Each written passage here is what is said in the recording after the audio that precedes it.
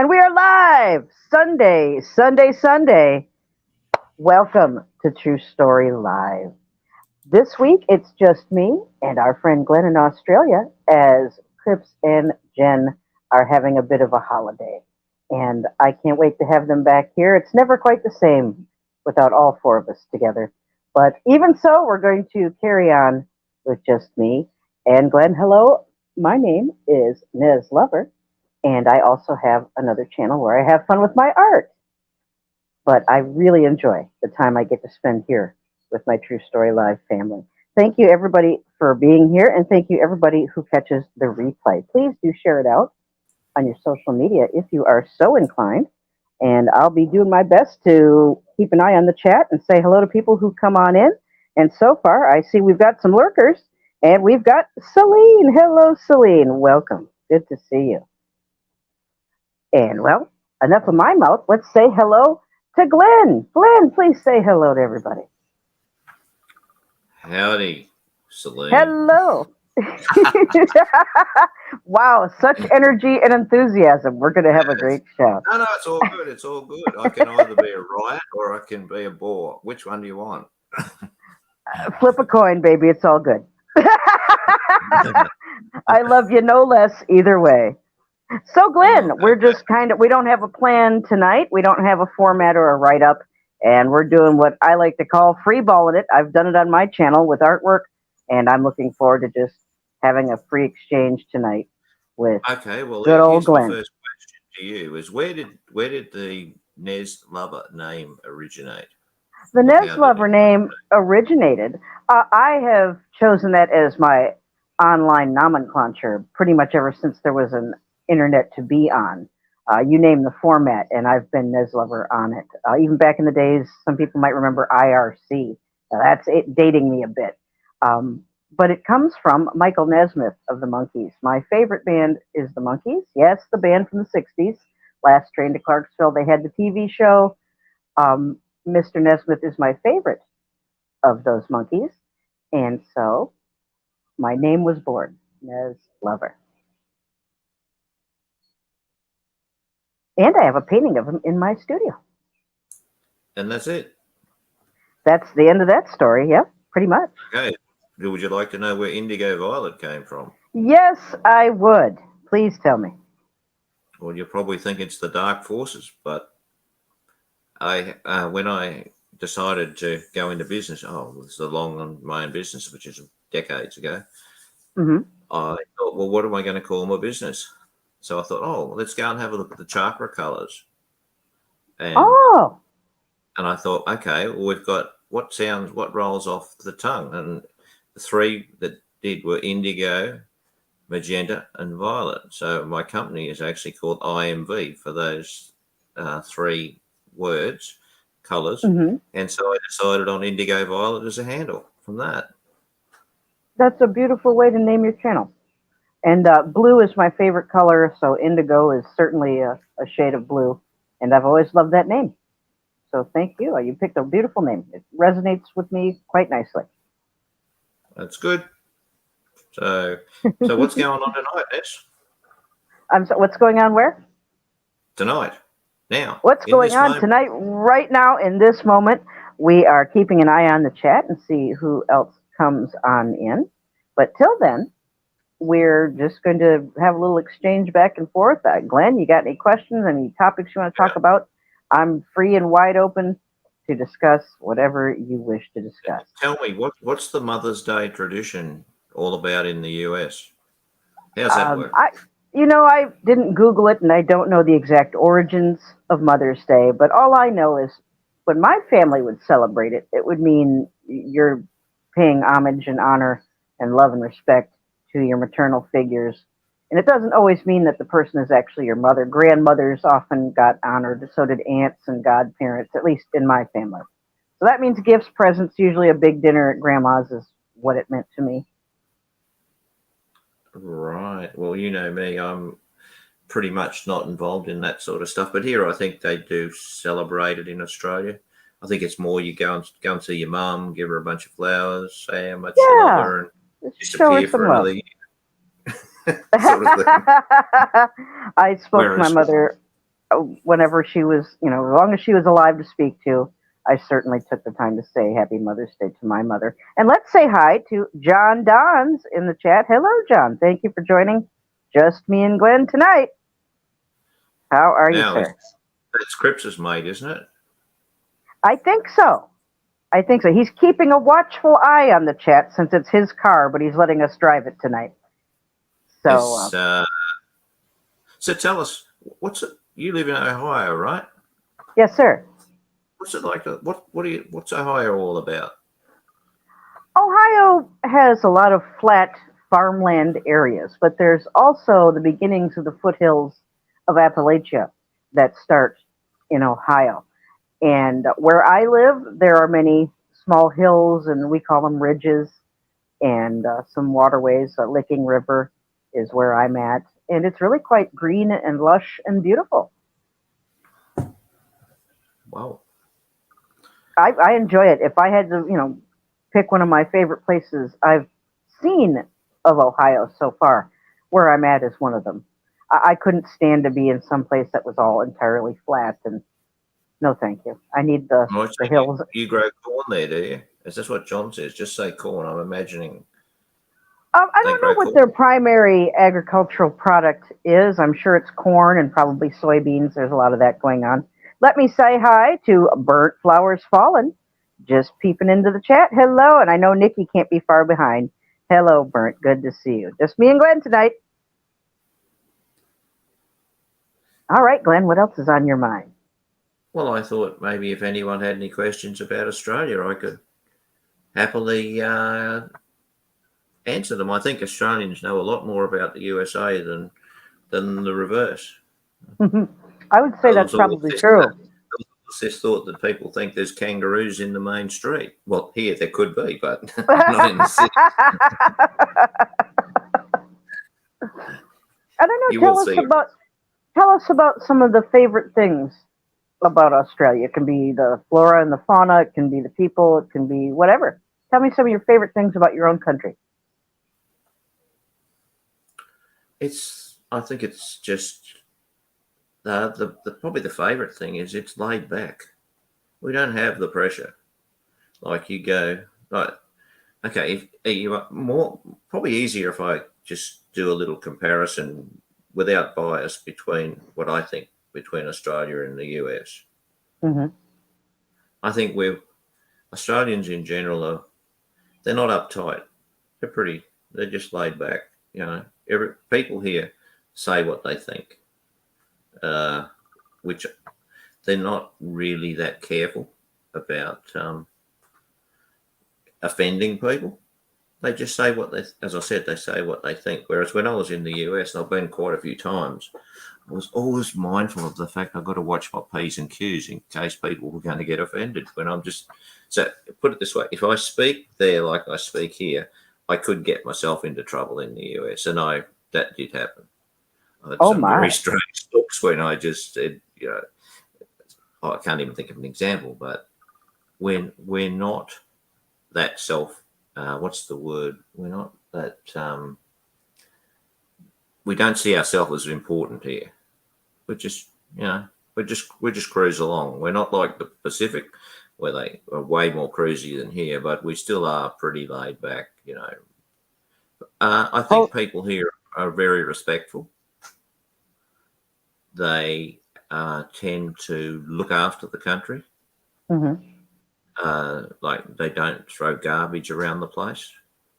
I don't know what it's like in the US these days, but there's a real consciousness here of just being polite.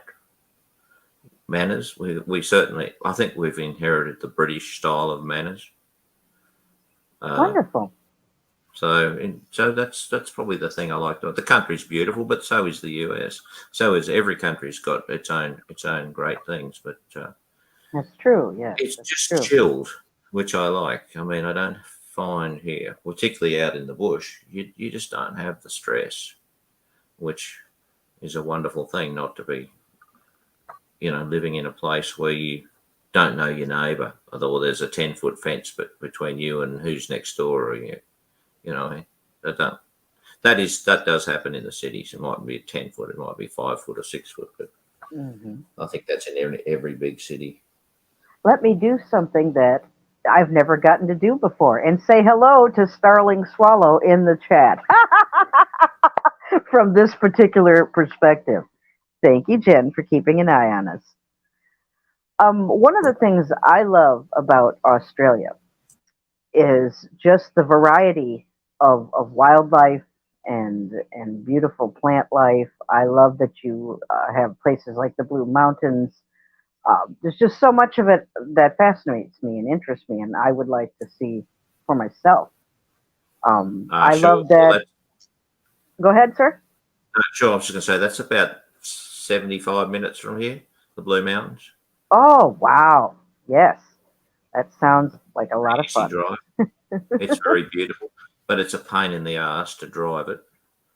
Well, it's like, we've got to go pretty well. That's the easiest way to go to Sydney, but it's just like 80k, or like they put in miles, it's like 40, 50 miles an hour, then it's 30 miles an hour, then it's it's all over the place because it's quite populated. So you go down the big hill and then you go back up. Sounds like a beautiful place. 3,000 feet at the top there. Not very high. Australia doesn't have high mountains. So, no, but mountains nonetheless. And my, aren't they beautiful? Yeah, and there was the question. There was a comment: Aussie beer really that big? Well, I'm not a beer drinker per se, but yeah, it is. It is, but there's so many different brands. You can say we'll have one of these, and people will say, "I will drink that rubbish." So there's a lot of brand loyalty. I agree. I don't want to drink that rubbish either. So, like people see that they have their favourites, like everything else, and boutique breweries and that are huge nowadays as well. Oh, they are the thing, aren't they? They certainly are. Any kind of beer you want here, but it's expensive. Have you ever seen those sites that have mostly gifts for men? All kinds of things. It could be hunting stuff. It could be cooking stuff. One of the gifts, the monthly gifts from a particular site, is to brew your own spirits. I don't know if it's like whiskey or bourbon, but it gives you the little decanter and the little Bunsen burner and everything. Does that interest you, Glenn? Would you ever try something like that? No. I think it would be fun. I wouldn't drink it, but I think it would still be fun. No interest. Yeah, I don't like the flavor of those kinds of things, but I think it would be fun to put all the equipment together. And I've always wanted a Bunsen burner. Believe it or not. Go to a chemistry laboratory. Aussie Moonshine, Bert says. There's Dana, the Conscious Evolution channel. Thanks for coming by, Dana. Now, question. Aussies have huge cars with pickup beds. No. We have utes, but utes aren't about beds. No. A ute is basically like a cab with a tray at the back with sides, where you throw all your stuff in it. You throw all the hay in it, or throw a dead kangaroo in it, or you go down the shop and you put your groceries in it. I mean, but in terms of sleeping in a ute, no, doesn't happen. It's open. So have you ever personally owned a ute? No, I've had station. Usually had station wagons, which is like a full size car with a big space in the back, but it's all covered. I don't know what you call a station wagon, but we've only just started to get those sort of Ram trucks and stuff here. There's not that a lot of them are Chinese. They're not Rams, and they're huge. They're like tanks, but there's not that many of them. But people, I pulled up next to one the other day. It literally was about twice as tall as my car. And people, they get crazy big. Yeah. My son's father's family is into farming, and they have some monster huge trucks. I mean, you need a ladder to get into some of these trucks. It's crazy. My goodness. just thought, well, how would Sandra get in there? She couldn't. I mean, you'd have to have like one of those little elevator things. You know, my goodness. no, Not impossible, but still, yeah, wow. If anybody has any thing they would like us to discuss, if you have any questions on a particular topic you want us to talk about, feel free to let us know in the chat. Isn't that right, Glenn? Yeah, you bet. It's totally open. We're just ad-libbing. So what happens here is that and I'm choking on my drink. Sorry. You're right. Yeah, I'm just fine. Just went down the wrong pipe. Excuse me. Well, here a lot of the vehicles have bull bars because of the kangaroos. But they just smash things up like crazy. So a lot of times, if you're going fast, the bull bars don't work. They'll just bend. Nice. I've hit one doing, what do they call, about 60 miles an hour. Oh my God. I took the front side off my car, and I almost had a heart attack. I thought it got hit by a missile or something. I had no idea what happened. I was just at 6 o'clock in the morning, which of course is dangerous. I was going full bore, and just everything just went into slow motion, and I could see all the bits disintegrating off the car.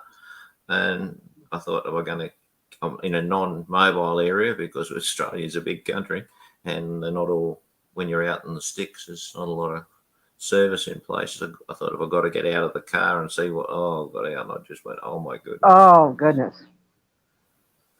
So yeah, it is one of the downsides of driving is sometimes when those things happen. I understand. Well, when you're out here, it is dangerous. In the middle of the day, it's only in the dusk and in the mornings, but you've got to be they have no road. They're ancient animals. They have no road sense, so they'll just come. Doesn't matter. Yeah, you guys are intruding on their space, is the way they see it. Bird flowers says deer. Well, I've heard that they're bad news as well, and they're a lot bigger than kangaroos, but. Burnt Flowers Fallen says, deer is what we have to avoid. Yes, I've been there. That is no fun. That's probably the closest thing we can come to compared to a kangaroo hitting something on the road while you're driving. My goodness. Mm-mm-mm. And then there's bigger things than that. There's people that have to look out for moose and elk and reindeer. And oh, God, I can't even imagine driving down the road and seeing one of those things. Oh, Lord. Mm-mm-mm. Yeah, so I was just going to say, well, what do we have here that I can look out the window and see? Well, I can certainly see a long way out into the distance, but we have a huge range of birds, parrots, cockatoos, stuff like that. I love the variety of birds you have there. I really do. And do you find lots of colored feathers that they lose and pick them up and keep them? Oh, yeah, very, very occasionally do you find feathers and stuff, because they're more likely to lose them when they're sitting in trees and doing other stuff, or flying over. You usually don't. It's not like you see them see the results of molting, that. But like, I'd probably see if I go out in the mornings for a walk, etc., and I'll see 2 different sorts of cockatoos, 3 or 4 different sorts of parrots. They're everywhere, which is good. It sounds beautiful.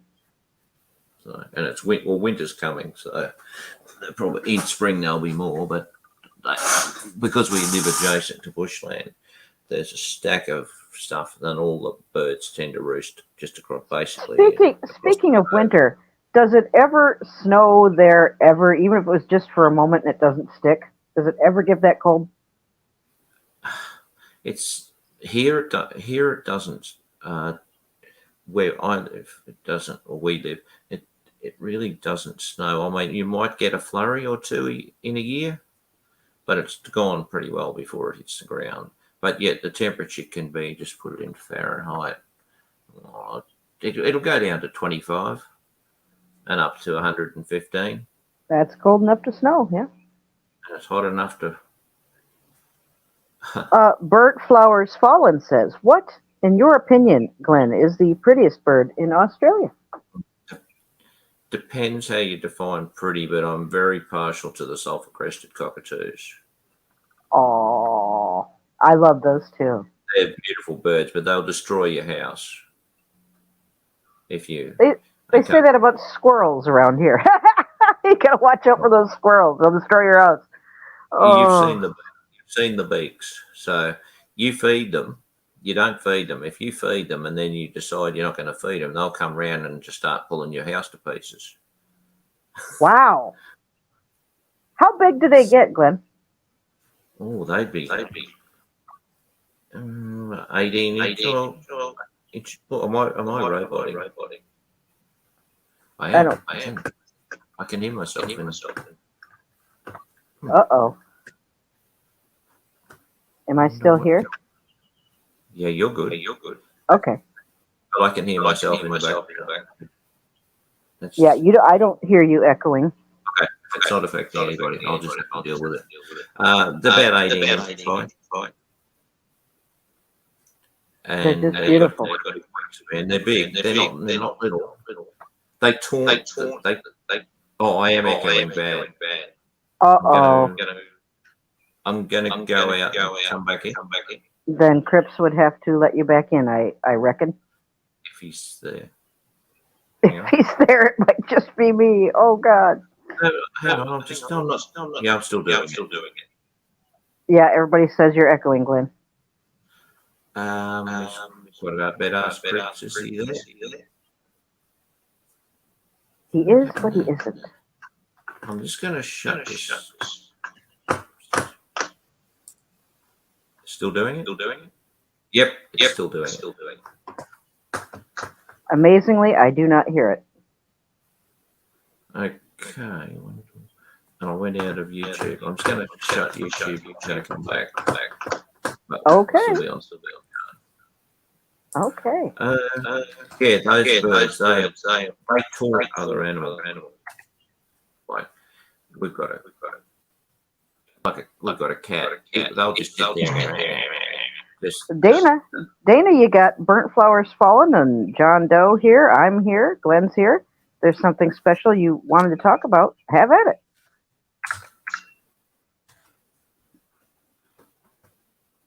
Okay. Well, you have a good one, Dana. Thank you for stopping by. As we wait for Glenn, again, if anybody... Oh, are you still there? Okay, good. If anybody else has anything they want to discuss, if you want to talk about anything from narcissism to you name it, we can talk about it. It doesn't really matter. We can talk about anything that we've talked about previously on True Story Live. If there was something in particular that struck you and you want to bring it up again in conversation, feel free to do that. Now, am I roboting? Now, I am. He's still roboting. Yeah, Cripps, are you around, buddy? You might have to maybe messenger him or something. I don't know. Okay. I'm glad you came by, Dana. Thank you so much. So I'm excited. I'm glad we've gotten this chance to carry on with the show, and we do miss our Cripps and Jen. No, it's not quite the same when all four of us aren't together. No, is anyone out there? Does anyone out there want to come on the panel? Yes, if you are interested in coming up on the panel, let us know. And if it's somebody that we know that we can contact through email or messenger, then we can give you the link that way. We're not going to put the link in the chat. Well, I thought if Dana was interested, he'd be great. I know he's got. He told me he had some grandkids and stuff. So that's. Could I get Shadow? Hello to Shadow. Welcome to the chat. Shadow's probably. Sorry about this roboting. Glenn's dealing with his roboting. I'm so Oh, sorry. I can't deal with it. I'd have to go out, and if Trips is not there to let me in. Yeah, then you're locked out. Shadow asks, could he get our perspectives on how we define, give meaning to the phrase, agree to disagree? Well, I can only speak for me. If I am agreeing to disagree with somebody, that means that we're at an impasse. That means they see something one way and I see things another way. And not necessarily saying that anybody's right or wrong, but when you have 2 points of view and neither one is willing to either give up their beliefs or their convictions that makes them think so, they can either take it to mean some people take that to mean as basically an act of war, but that's why I like to, at least in some cases, agree to disagree, where you can have two different points of view and not have it turn out with a negative outcome. That's the way I interpret it. Speak up. Are you yelling at me, Glenn? One was not enough. Okay, that's funny. I'll deal with that person later. Um, agree to disagree. Isn't that pretty easy? Yeah, what's it mean to you, Glenn? Shadow wants to know. It's really simple. Someone says you don't agree with a perspective.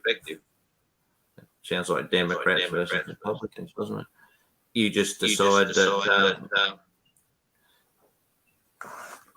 well, everyone's entitled to their opinion, and let it rest.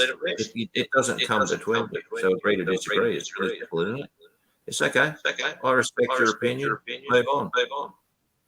And I find we do that often right here in TSL. You know, we all have our own thoughts and beliefs and convictions about certain topics and issues, and I think we've set a good example about agreeing to disagree. Wouldn't you say so, Glenn? Well, I think we practice it here. Exactly. Because you don't set a very good example if you're going to start slanging people off, just because they disagree. Nope. And like I said earlier, some people take disagreeing as, like I said, basically an act of war. I've seen people take a simple disagreement and turn it into a reason to hate one another. And I think that's ridiculous and non-productive, in my opinion. Well, keep them coming. Looks like it's just me for a moment. Hopefully, Cripps will let Glenn back into the studio, and hopefully, if he comes back in, his echoing will go away. Thanks again, everybody, for joining. And if you have more questions, more things you want to talk about, let us know. That's okay, Glenn. Just send him a message, and I know they're keeping an eye in some manner of speaking, and I think they'll get to you and let you back in soon. Shadow says, why would anyone want to disagree with someone else's perspective at all? Well, I would think that's just natural when you have uh, free thinking individuals who have their own opinions, their own thoughts, their own beliefs, who've done their own studying and research. And not everybody's going to come up with the same answers for everything all at the same time. I think it's perfectly natural and normal to run across people who may not agree with everything that you agree with. Dana says, come on, but don't want your phone to call. Yeah, I'm not running the stream, Dana, so I would have to send you the link, but that means Cripps, since it's his channel, would have to actually let you come in. So where he would do that or when he would do that, how quickly he could get to you, I couldn't say. They're kind of staying out of it tonight because they're on their little holiday and taking a little break. So it's not me running the channel. This is still Cripps's channel. So he's keeping a distant eye on the goings on tonight. And Glenn says to share the opinion. Yes, I agree. It is important to feel the ability to communicate. There's nothing wrong with communicating, and even if it's something that's disagreeing with somebody, you can do that without being hateful, without being rude or judgmental. And there are many people, especially here on YouTube, who like to take their opinions and add plenty of hate and vitriol into that mix. And that's not good for anybody. That's abusive. And I hope none of you have to deal with any of that. I've had more than my share, but I'm still here by the grace of God. Dana says, discussion on returning to the child within. That would be a good idea. Dana, that would be. If we don't get to that tonight, Dana, let's submit that to the rest of the True Story Live people, and I'll bet you we could even, talk about that for a whole show. I think that has some distinct potential there. Shadow says, so different perspective and sharing your own opinion. Can't that be done without the need to disagree or oppose with someone else? Well, Shadow, I don't think everybody's going to be agreeing about everything or believe the same thing or think the same way. We're not robots and we're not cookie cutter clones of one another. You're going to have differences. That's just how it's going to be. It's all in how you deal with those differences when they're discovered or when they come up. Well, what's the point of giving you an opinion? Oh, shh. Yay, he's back. Later word, but I'm rewriting still. I wonder what the hell's going on. Go right out of this and start again. I don't know. Crazy. Never done that ever. I don't know what's going on. I'm so sorry. Hello, Naughty Nikki. You're listening. Aw, bless your heart. Yes, Dana, I'm sorry for all the technical issues going on tonight, but I think that is a good topic to come up and dig into, especially when all four of us are here to chew the fat on that one. Absolutely. And I know you've got a lot of background studying things like that, Dana. Absolutely. So, despite the technical issues, we're still here and we're still willing to just talk about whatever you feel like talking about. Thank you, Shadow, for tossing us a few bones here to chew on. Like I said, I don't control the stream. I don't have the control of who gets up on here, and we don't know when, how quickly someone could be actually get put up on panel. I mean, we have that option. Just don't know how soon that would get a person up here. Dana says, the universe set me as an example of this. That's what I've been trying to show people this whole time. And Shadow says, I understand that there are different views and opinions. Certainly, it goes with people being people. We're all different. We're all going to have our own thoughts and ideas. And Dana says he thought of having open discussions on this channel. You got to get money to replace the hard drive on your computer. Yeah, those technical needs. I understand. It took me a long time just to acquire the gear that I've gotten over the years, bit by bit, piece by piece. It's a process. It is getting ridiculous money-wise out there. Everything's getting jacked up in price. Glenn, are you still there? Are you coming in and out? Trying again. Okay. No, it's not. I'm just going to have to cop it sweet. You're going to what?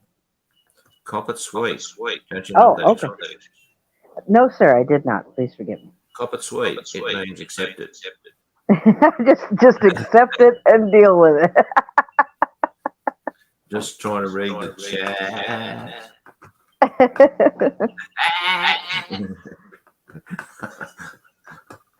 It's this damn beast system.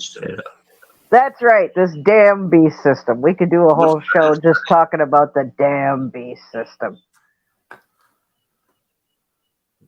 That's right, Dana. Dana says this damn beast system set up to screw us all. My goodness. Crips. Oh, Coco. Oh, I hear Coco. Yeah, that's him. He said, I only weigh 50 pounds. He said, I need more food. That's what my cats were saying to me today. They demanded to have their breakfast at 5:30 this morning. Okay. Yeah, this is a pain in the backside. Geez, I'm very restrained. Normally, I'd be letting the four-letter words go, but because this is a public show, I'd have to restrain myself. Wow. Oh, is that the voice of the Oh my goodness! of Grips? God Hello, has turned. Grips. The whole thing's echoing. What's that? Am I echoing, or is it just Glenn? No. You aren't. I am. Okay. I am. Wow. That's weird. Here, I'm gonna go out and come back. What a night for this to happen, you know? It's weird. Yeah, just when we're seeking inspiration from the higher powers of the universe, and you probably somewhere else. So where does God live, by the way? Where does God live? Well, you know, from what biblical texts have to say, he lives above the earth. He lives in the third heaven. But he's also all-seeing and all-knowing, if it's the God that I'm talking about. So you can kind of, I guess by that notion, you could say he's everywhere. Anywhere he wants to be. Testing. I hear you. Yep. Hello. Yeah, Hello. It echoes. I'm still echoing. Yeah, I don't know what that is. Oh, no. Shadow says, I can't marry the two thoughts of disagreeing with someone's perspective instead of appreciating and accepting the opportunity of seeing life through someone else's eyes. Disagreement or agreement. That's confusing. Well, that's wonderful for you. Yeah. I can't marry. I can't marry the two thoughts.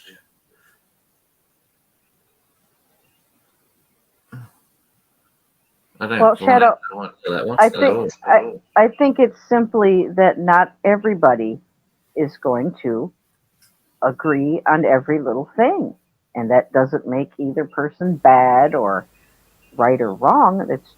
You're allowed to have your own thoughts and your own point of view, and it's going to happen.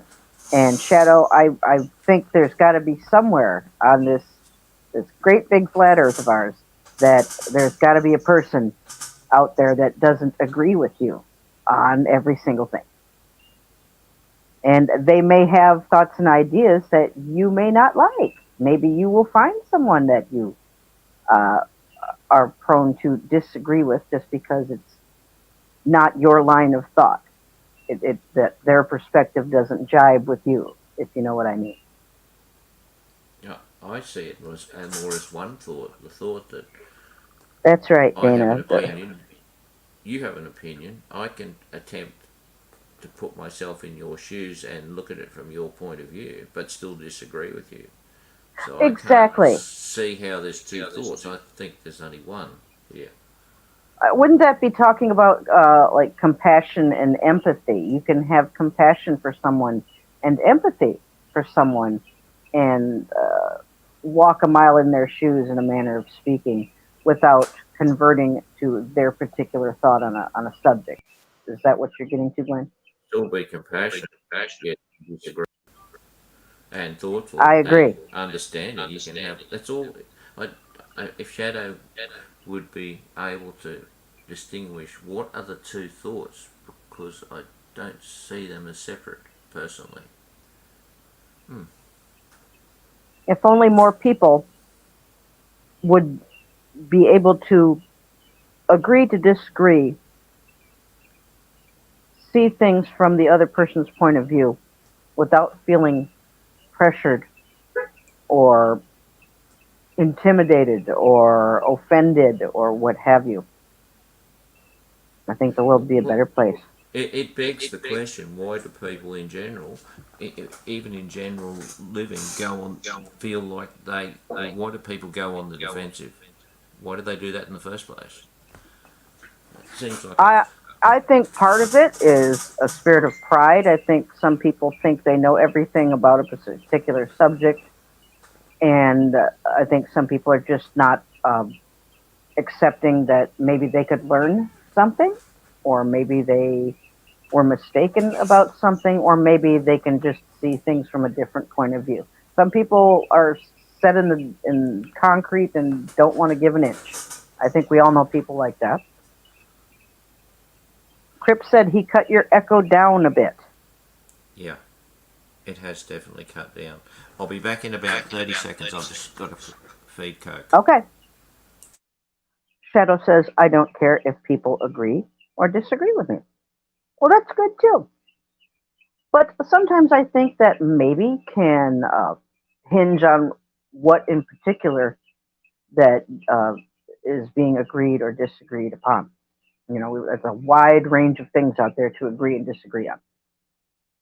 If someone's trying to mug you, you might disagree with their choice of actions, is all I'm saying. I'd say in that case, it's okay to disagree with that.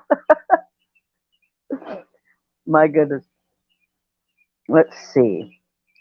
Shadow says, I see offering one's perspectives as an opportunity of receiving a gift.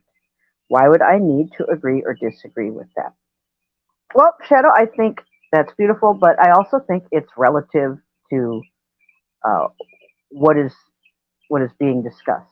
You know, there's every manner of topic and subject out there, and especially when you're dealing with things with religion, spiritual beliefs, if you are or like health issues, maybe sexual issues, relationship issues, even thoughts on raising children. There are people that come from very specific lines of thoughts about these things, and some of these things offer uh, things into the mix that may be offensive to some people, may be disturbing to some people, may be irritating to some people. We don't know how stimuli is going to make other people react all the time. You never know what's going to piss someone off. Long story short. Or should I say long story longer? Yes, Shadow, it would be nice I, if everybody could at least listen to one another without judging, without jumping to conclusions, and without taking it to a place of instant hatred because they disagree. yeah, I agree with Shadow on this one. I think there's many circumstances where each person's view can be just accommodated without necessarily agreeing or disagreeing. It's just that it all falls under the gambit of just something that's okay. Yeah, that's not unreasonable. Okay, I could run with that. You know, I can.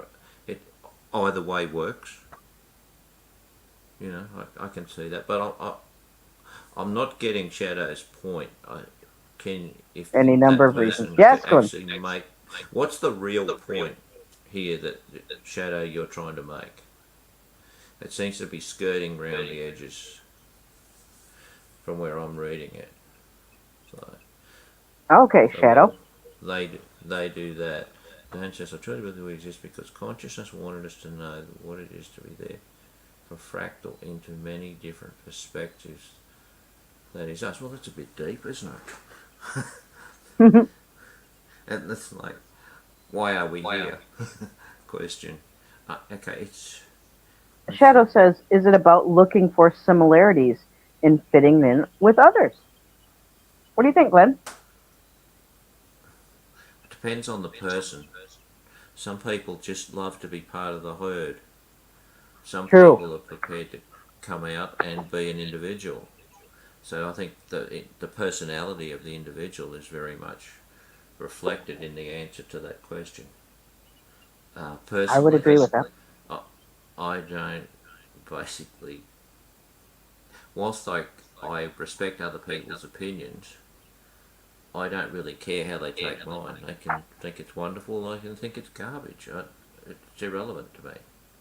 I think the important thing is that one feels willing and safe and able to share their opinion, rather than know that if they do that they're going to do it with someone who's just going to get on their high horse and try to take them down if they disagree. Well, how do you have that conversation, or how do you have a relationship with that kind of person? Exactly. Exactly. And I would So, say that a good measure of someone to have in your inner circle, your friends, your acquaintances, someone you can confide in and talk with, I would say one of the things has got to be the ability to communicate without judging one another, without jumping to rash uh, reactions and judgments, to be able to at least consider the other person's perspective and not necessarily have it change your own and still be okay. Like I've said before, there's a lot of people out there that think if you disagree with anything that they say or do or how they live their life, then you're public enemy number one. I know people like that. true. I'm just sort of thinking about a new series in my head. I've been doing it for a little while. What's coming up, Good. and when I was writing my notes, just sort of thoughts as they sort of come from somewhere out there. I It became pretty obvious that a lot of them were coming from uh, Zen principles, Zen Buddhism principles. And one of the things that I remember was stuck in my head was surround yourself with people that you admire. Because I think there's a lot in that. You know, if you do surround those people that you admire, don't necessarily have to agree with you in anything, but you respect them, you admire them, and I think it's important. Why do we want to put people in our lives who we just don't have any respect for? I mean, we can be nice and we can be what's the word? Accepting of them, but when you talk about surround them, be in deep, encompassing relationships with people that you like. Who would ever want to be in a relationship, a full-on relationship with someone you have no respect for? Why would you do that? Well, I think I've been there, Glenn, because I've loved many of people, friend, lover, family member, whatever, and I've found you can love somebody, but that doesn't necessarily mean you respect them and or they have respect for you. I don't know if all of those things are from unhealthy attachments. I don't think they are. I think some certainly are, but I can still have love for some people that I know that they really don't have any respect for me, or I really don't have much of any respect for them. Um, the love in my heart is still there. So I know what it's I like agree to. with that. I Oh, agree with Shadow that. said something But else.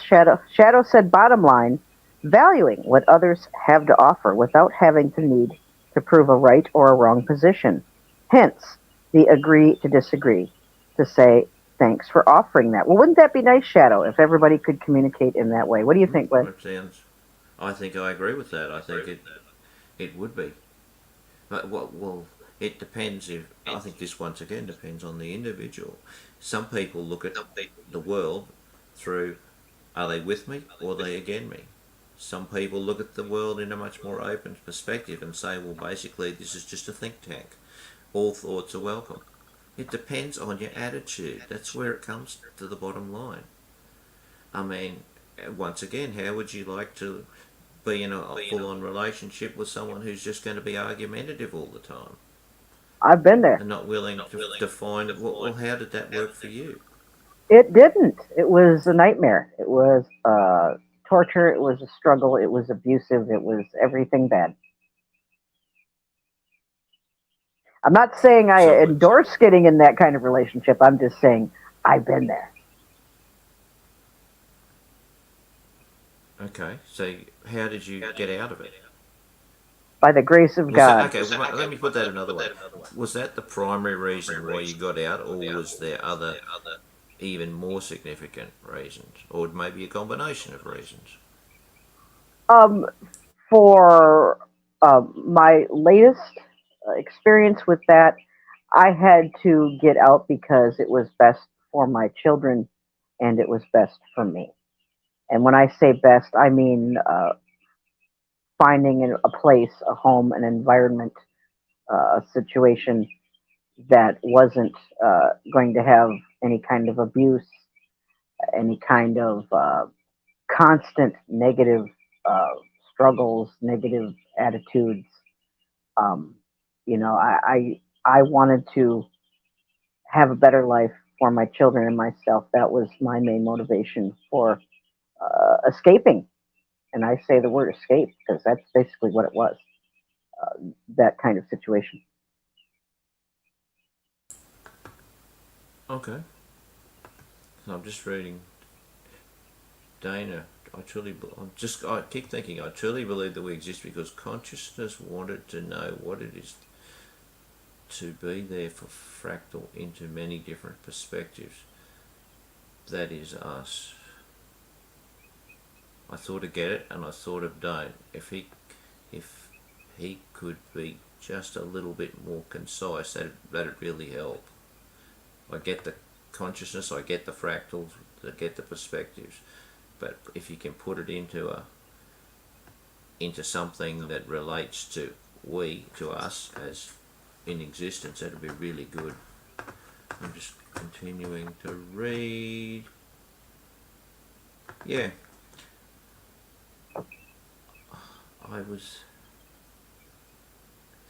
I've had this other question asked, and even though it's one of my favourite or non-favourite topics, about validation.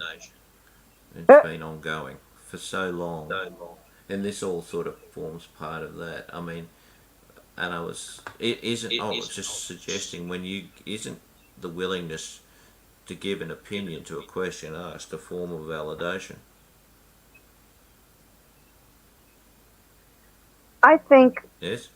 we desire some sort of validation, and it doesn't always have to be gooey, mushy, lovey-dovey validation. It can be simply being acknowledged when you've offered up something to the table, when you've offered an opinion, when you've offered a point of view, a suggestion, a possible solution to something.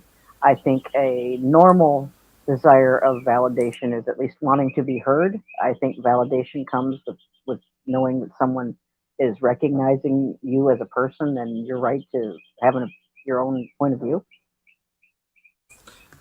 I was thinking about this recently, and I'm so reactive to this, what I call gratuitous validation for someone because the person thinks that it'd be good for them if I validate them. Whereas I tend to relate on thought. I've thought about it. Validation is about truth. The very fact that a person is prepared to share what's true is, to my mind, a pretty ultimate form of validation. Right. And I think Like, most Christian believers want to get their validation first and foremost from Scripture and from God, and I understand that. And I understand that everybody has that perspective, but um, I think it's a good thing to want a healthy kind of validation, something that sets you on the right track, that keeps you away from toxic people, toxic habits, toxic situations.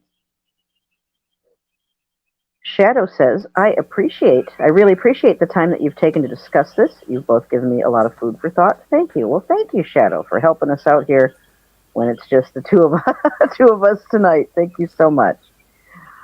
Dana yeah, says, a lot of the stuff I say is backed up by near-death experiences, as in many different traditions. If you look at it all together, basically what we call God wanted to know what it's like to experience and be there for becoming everything in existence, including us.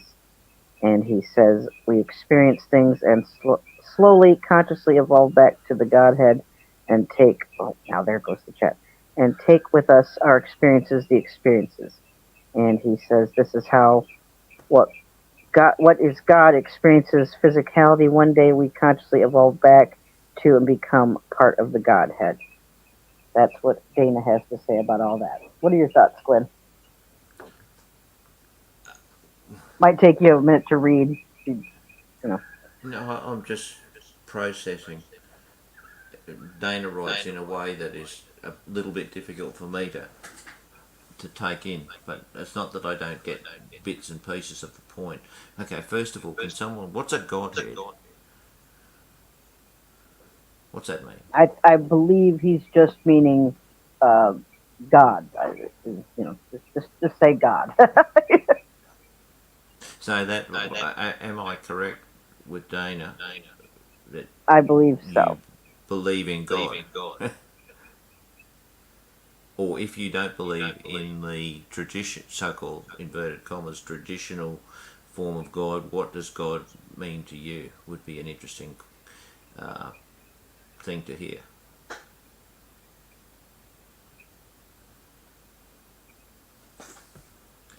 Yeah. Well, it's pretty obvious with myself that I don't believe in any God, or I think it's everything. This is finite. When I'm gone, I'm gone. But that doesn't mean we don't leave residue behind in the form of legacy.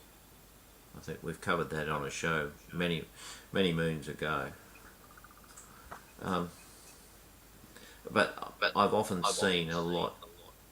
I've had this discussion with Jen. I've often seen, from an attitudinal point of view, there's a lot of things in common. There can be a lot of things in common with some atheists and some believers. But there's not that big a difference.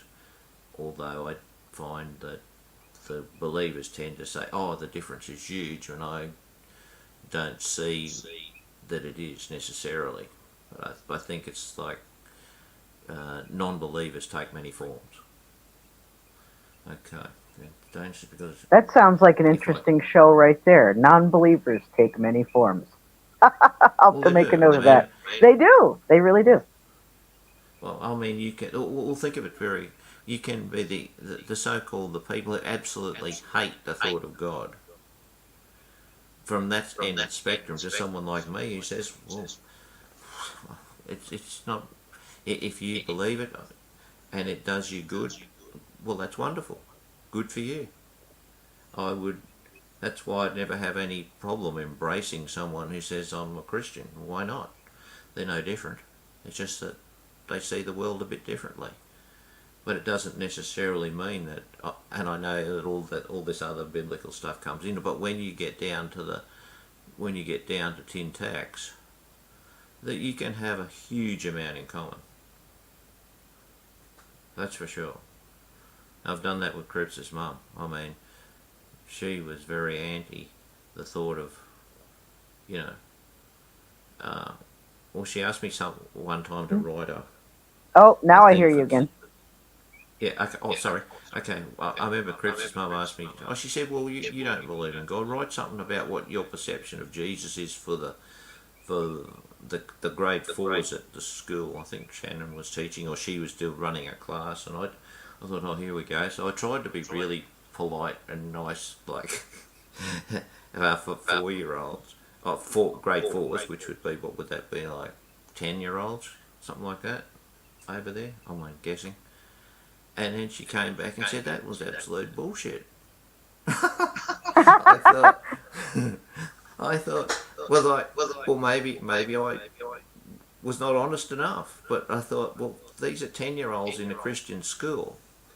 I'm not going to go out and say things, am I, that's going to sort of be that's going to be counterproductive. It's got to be something half. But then she said, oh, Jesus was this, and Jesus is a criminal, and he's that, and I'm thinking, oh, okay, well, that was one I should have declined gracefully, but there you go. Who knows what's in another person's head? That's another show right there. Who knows what's in that other person's head? Oh, my. Here's me thinking I've scored at least 5 brownie points and I actually got -10. I've been there, buddy. I have been there. Especially when you think you're saying something, really, really important or really thought-provoking or something positive to the conversation. And man, it just takes the opposite effect. I have been there. Oh, boy. It's the ultimate deflation, isn't it? So... Life Okay. just throws you little surprises like that sometimes when you least expect it. Oh Very much boy. so. It. I'm just wondering if Dana, if he could come on, gee, that'd be really good. Let me see if I can do that without losing the stream or doing something to screw things up on my end. Go ahead, Okay, Glenn. so Entertain the troops. I will I'm try to just do what reading I what he's can. saying. Alan Watch, yeah, I'm not, I'm not a reader. People quote all this. These people. I, I've often said I don't I read don't a know lot how to because copy that. I'm trying to copy the link, and I don't want to do anything that's going to take me out of the does Dana stream. have an e? Does he have a? Do you have an I, email? I have him on Messenger. I have him on Messenger. Okay, I've well, got the hookup. I just just have to do this by hand. I need a moment to write okay. something down so I can type it into where he can read it. But please do go on. I'll do the best I can. Just gonna No, I'm take me a just. minute here. I've lost my train of thought. Yeah, I'm not. I'm just going to say I'm not a reader. People quote all these things and these people and gurus and stuff, and I say, well, I try not to read that much because it clouds my own perception. I rather that I go and do my own thing and form my own ideas, and I just find that it feels to me like it'd be overcrowded if I just fill my head up with all this other background stuff, and I just no, it's not for me. So he said he's got to find headphones. Okay, well we'll let you. It's interesting that Dana uses the word universe, which is the one I use all the time, for want of a better word. Believe in the being they call Jesus, acknowledge him as, whoever, Yeshua, believe that they hid the true teachings and lied to us about a lot of his. That's what Sandra says. Sandra says he's an activist. And she's done more study on this. Sandra used to be high up at a Catholic university, and although she's not a believer, she did some fair bit of. She seems to have a fair bit of knowledge about this stuff, and she said it's just doesn't make any sense to her. So we're on the same page. Am I speaking to nobody or myself or whatever? You there, Nez? She's gone. Okay, looks like I've got to ramble on.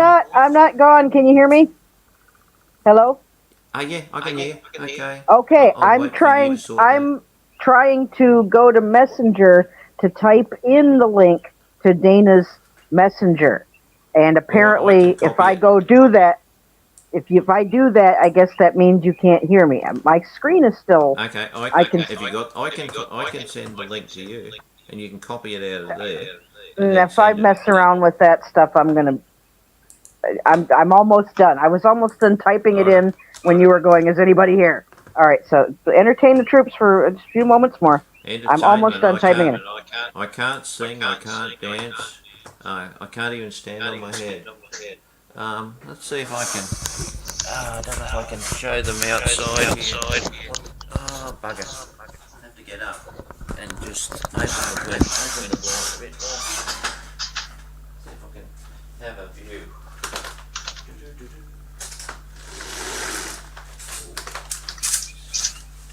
See if this works. Start the cam.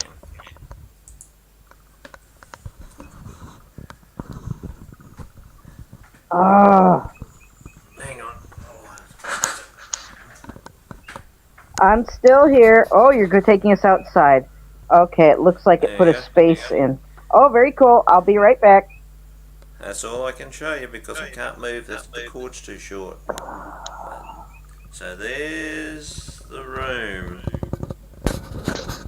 And it's an absolute disgusting mess.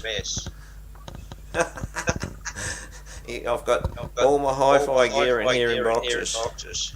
Aboriginal paintings. Oh, there's a whole heap of crap. I don't even know what it is. That's what happens when you shift to a new place.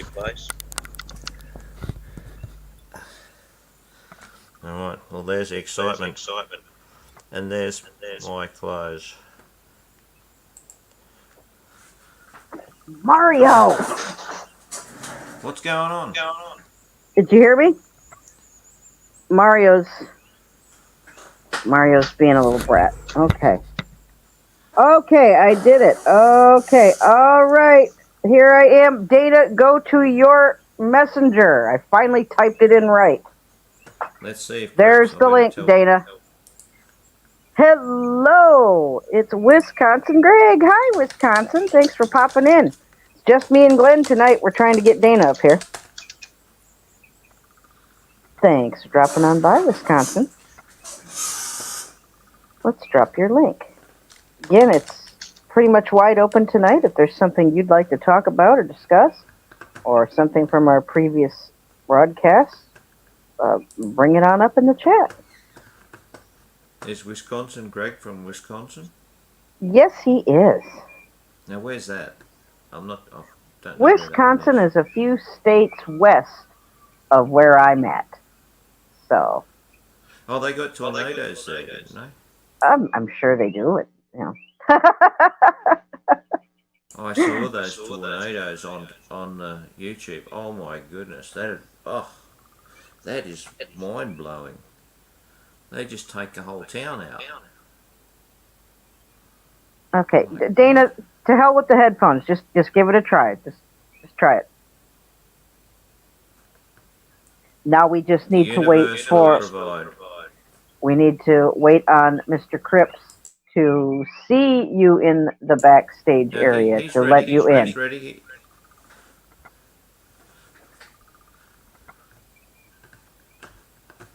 Greg, what'd you have for dinner tonight? You know I have to ask you that every time I see you in the street.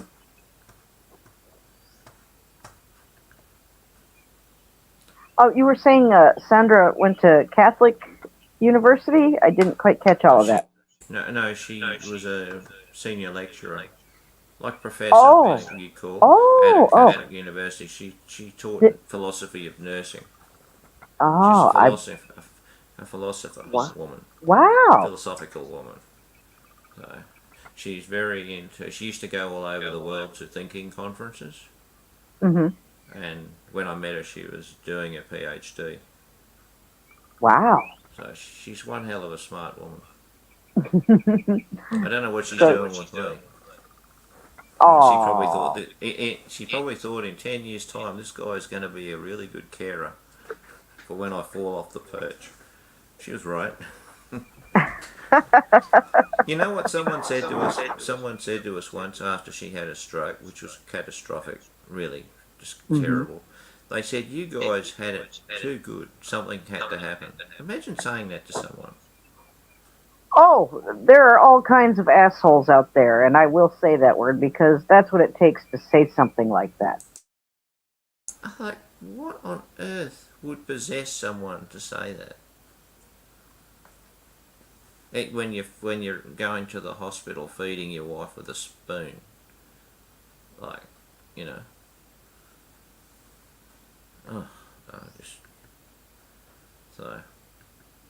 So she gave up when we got together. She gave that. I said, "What do you want to do? You want to finish your PhD, or you want to go and see the world? And let's go and have fun." She said, "Oh, bugger the PhD. Well, let's go and do good stuff." So we did. So we got 10 years in before she fell over. Oh, I'm glad you got to go. The crazy thing was I already knew that she was going to do it. It was going to happen. I didn't know what was going to happen, but I'd already said to my mum, because I was very much a creature of habit. I'd sort of been, after my divorce, I'd sort of gone out of the world a bit, etc., etc. And when I met my mum and dad, I said, "Stop bringing women home to meet us." They said, "We're sick of it. We're sick of it. It's just a bit bit too much." Anyway, Glenn's parade of lovers. Yes, I can just see it now. No, I can't. I'm not going into it, but sort of like. Anyway, I met Sandra. We had got together like in that same day, etc. And I took Sandra around to meet my mum and dad, and of course Sandra got on famously with my mum, not so much with my dad, because Sandra's a pretty forceful woman who gives it to you straight, and my dad was a bit old school. He didn't quite like a woman standing up to him. So Oh anyway, my. but regardless, anyway, we were together, and mum and Sandra got on really well. So when Sandra wasn't there, I said to my mum, "Look, Mum, I'm going to change my whole pattern of everything that you've known about me in my life is now going to go out the window, and I'm going to do stuff that I've never done before. I'm going to behave in ways that I've never done before, and the reason I'm going to do it is because at some point in the future, Sandra is going to get really sick. I can feel it. I don't know when. All I know is we have to cram into our life as much as we can cram in before this happens." So, and my mum said, "Okay, I'm prepared to let Michael come, and my son Michael with the Asperger's, he can come and live here while you go do it." Unbelievable. That's what my mother said. That we will take your son and let you go and do what you have to do. Like, I mean, how many parents would do that? That's wonderful. It's just like, it's. So we did it. And 3 weeks before Sandra stroked out, I said to her, this is 10 years later, I said, "Look, I've been carrying this for all the time we've been together." So I told her what was in my head. Blah, blah, blah, blah, blah, blah. And 3 weeks later, she Well, it went was down. working. Now it's not going to work. Are you shitting me? I hear you, but I don't see you. Whoa. Somebody hears me? I hear you, but I don't see an icon or anything. Well, something happened. I want to. I send you a thing to tell you that I was there, and then somehow I can't find. Uh-oh, sounds like Dana's He having was technical issues too. Oh, was as he? well. Ah. Yeah. Well, for me, he was. Yeah, I didn't hear any echo from anybody, but I'll take your word for it, Glenn. Anyway, please continue what you were saying. That's pretty much it. So it was intuitively, I knew what was coming, and then so I was sort of prepared for it. So I really wasn't that shocked when it happened. I wasn't shocked at all. I just get on with it.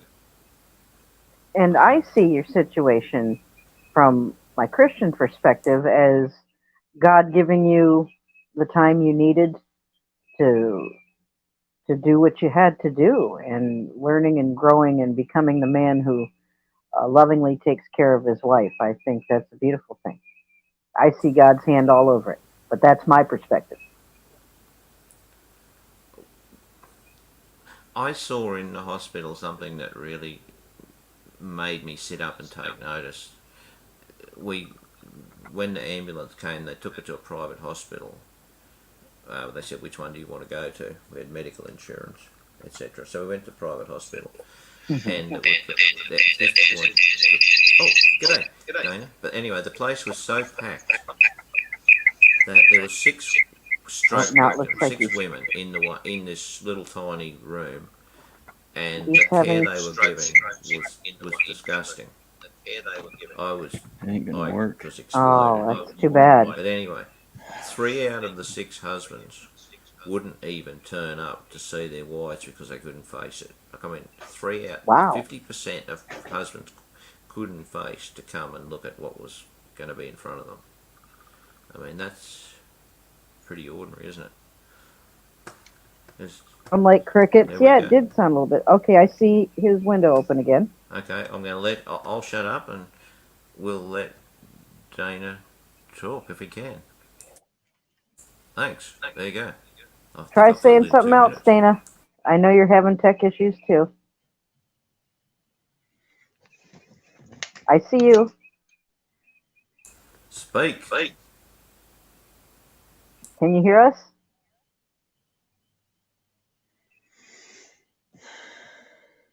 Oh, he looks frozen again. Where's Dana live? I see him. His camera is on, but the image has frozen. He's frozen. So how's your Aussie friend Billy, Nez? Billy's doing wonderful. Has he got himself together a bit more than the last time I spoke to you about him, or? Oh, I think he's feeling much better. Yes, sometimes you don't feel so good. That happens. And he's still at the Gold Coast? Yes. Surfers Paradise? Yes, I believe somewhere around that area. I like the footage he gets for some of his channels when he goes out by the surf. I find that, and he'll go for bushwalks too. The one thing I saw was when he went down. He went over the border into New South Wales and then came back north, which would be around about from Surfers Paradise, 20 miles. Okay, hold on just a minute, Dana. If you can hear me, Cripps says he turned your echo down. You should take off your video because that uses a lot of bandwidth and can kind of cause a lot of tech issues. Try just using your icon and just doing audio. That's the suggestion from Cripps. Is just do audio. I don't know how to do that.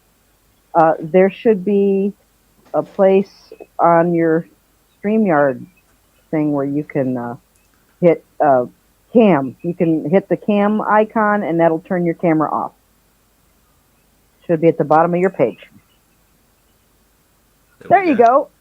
Oh, shoot. Sorry, I double hit it. Just hit it once. There we go. Okay, maybe hit it again. What's the internet service like? Nez, what's your internet service like?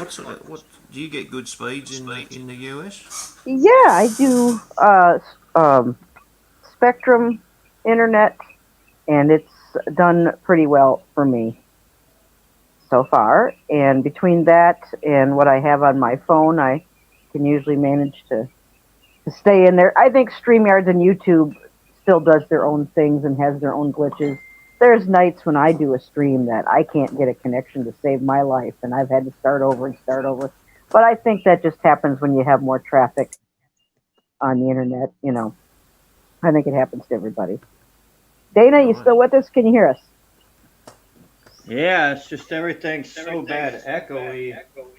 It's like listening to a bad acid trip.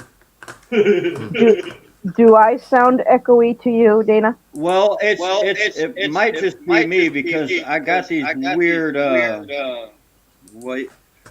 I don't know, something's going on with the phone, and I have Bluetooth headphones, and I don't use this stuff. But you're not hearing me echo? Well, you were, but you're not now. Now I am. Oh. Yeah, I can hear the echo. We're all echoing. Yeah, I don't hear an echo on anybody. You guys were echoing, but now you're not echoing. Now I'm echoing. Aww. Gotta love these tech issues. Glenn, does Dana sound like an echo to you? Yes, he does. Yes, but he does.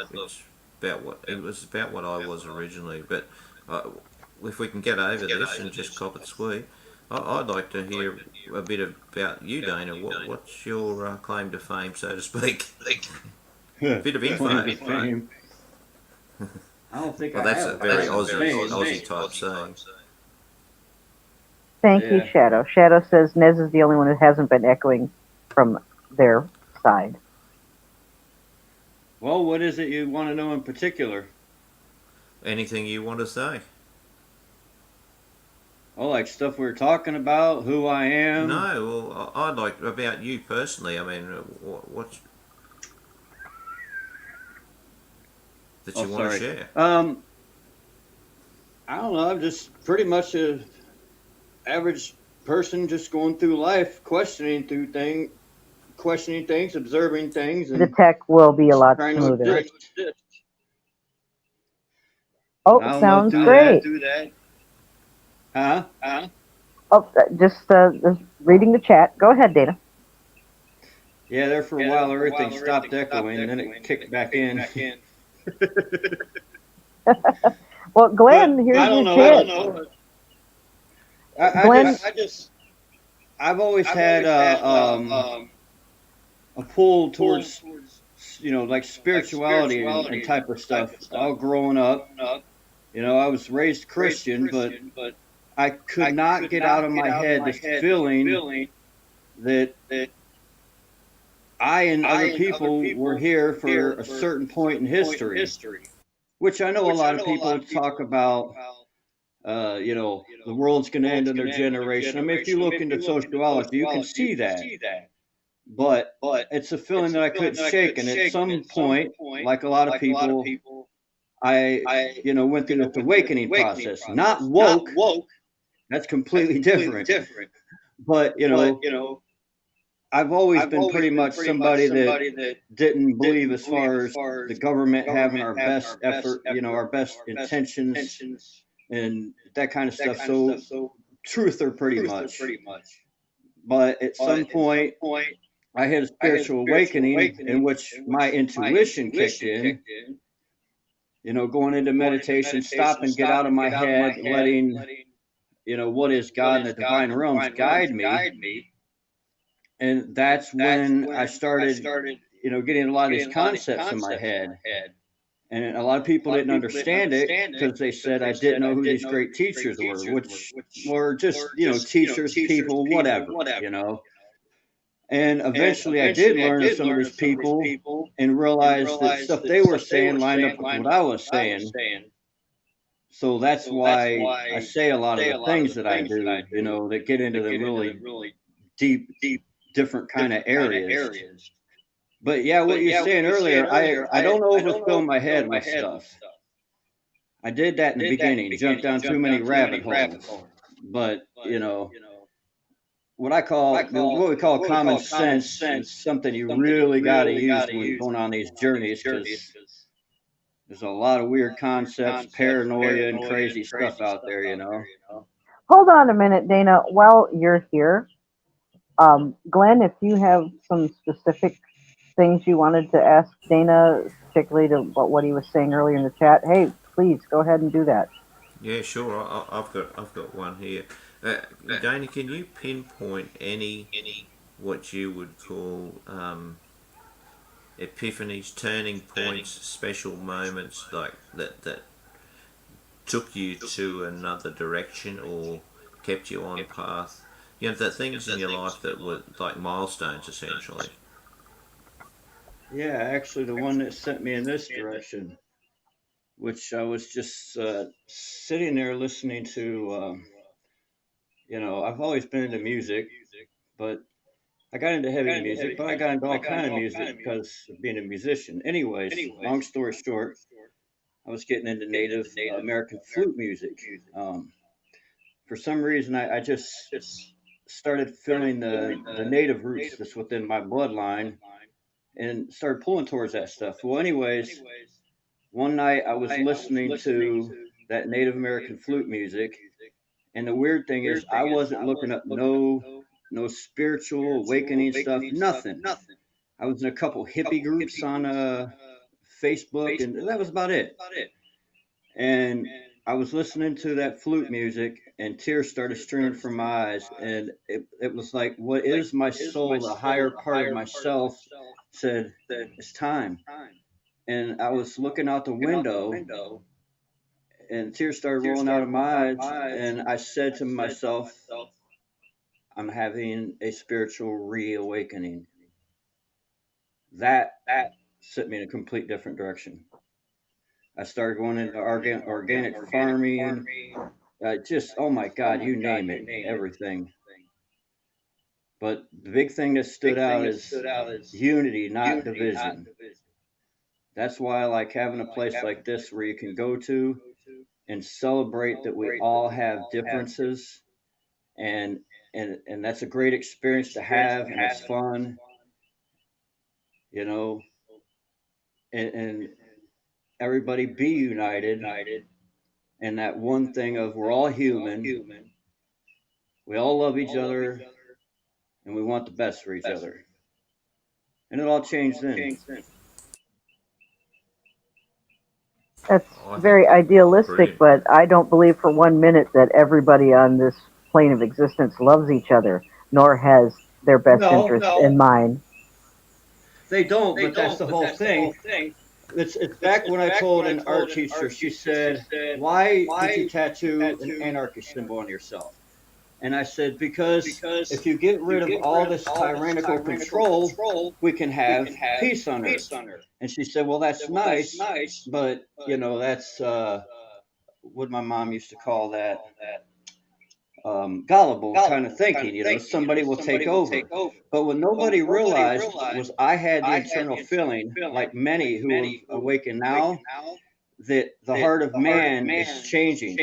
I don't know how long this is going to take, but that's why we're here at this moment. That's why we chose to came to Earth, some of us, and it's to help change that heart. That's why I'm having all these things going back to the child within right now, because even within the Bible, they say, you got to return to that child. Socializing you, doing all that stuff is what chases all that out of you. You got to come back to spirit by way of that child within. So a lot of us knew that there would be a certain point in which we show that to the world and bring the happiness back and get rid of all the fear, because fear is what brings on everything. Fear of having food, fear of having your bills paid, fear that somebody's going to do better than you. It causes all this competition and fighting and just craziness. And it's time for it to stop. The people have prayed enough and reached out enough and said, we want change.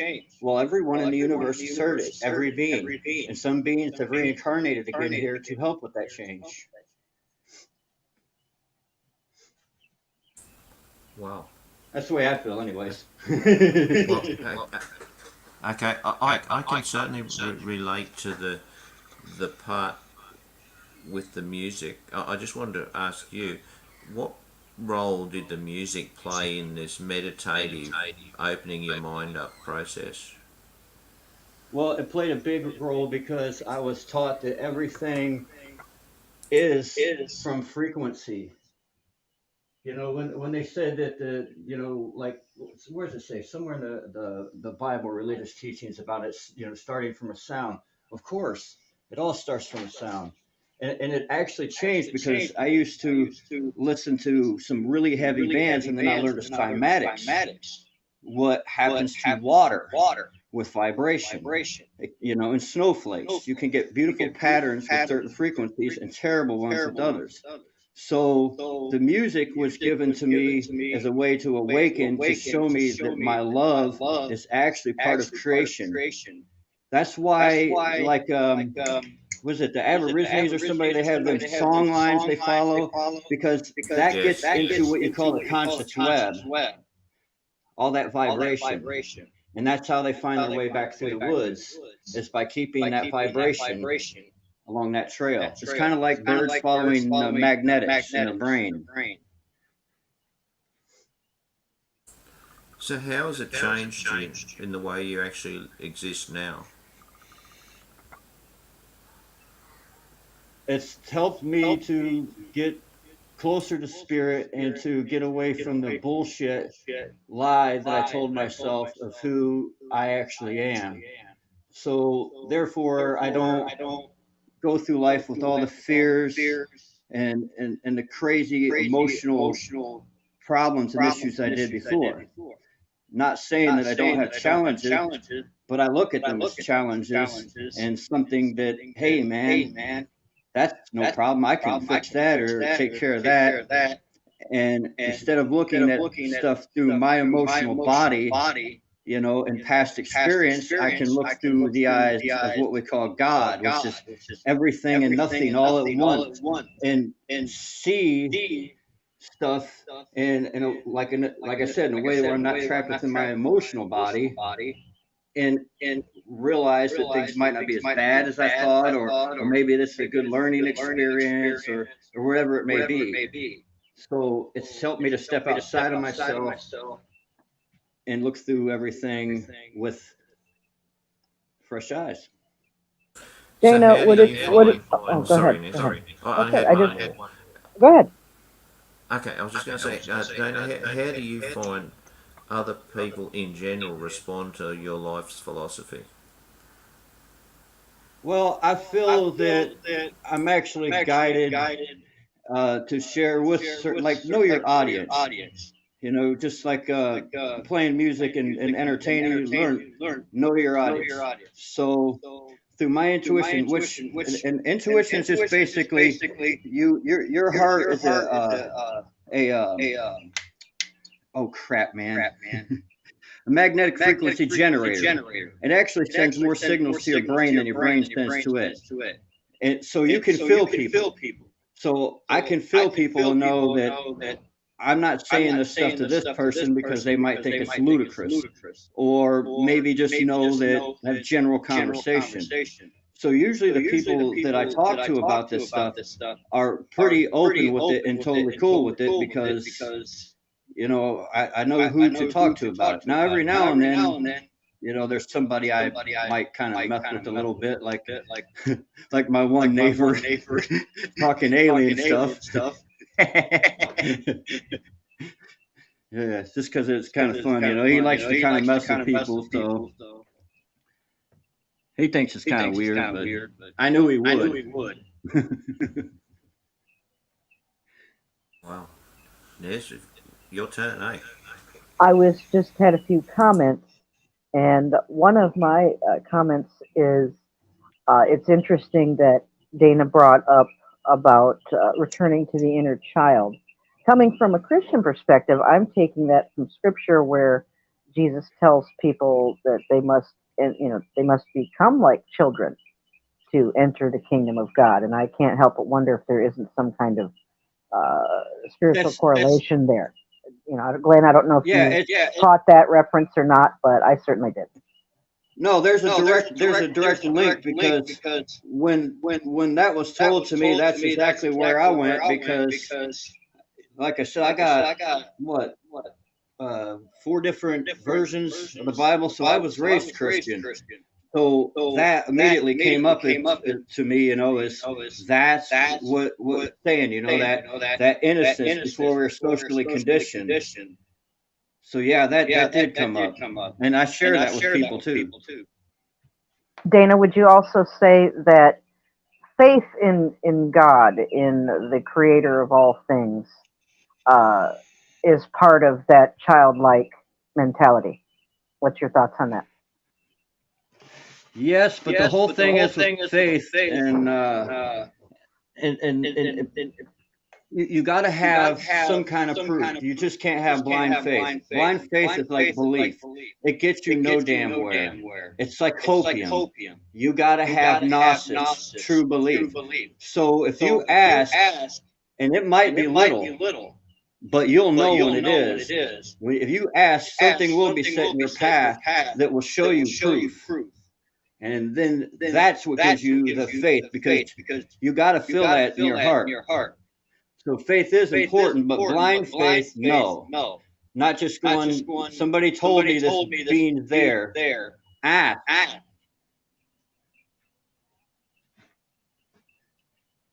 Sorry, I'm not trying to talk loud. I'm trying to adjust to this technology. So do you believe in the afterlife? Yeah, I believe in reincarnation, and I also believe in people coming from other dimensions, or what people might call planets, but I don't think we can travel from planet to planet like they talk about here, because the sun's sitting off a big bunch of like plasma, a big plasma shield around the whole solar system.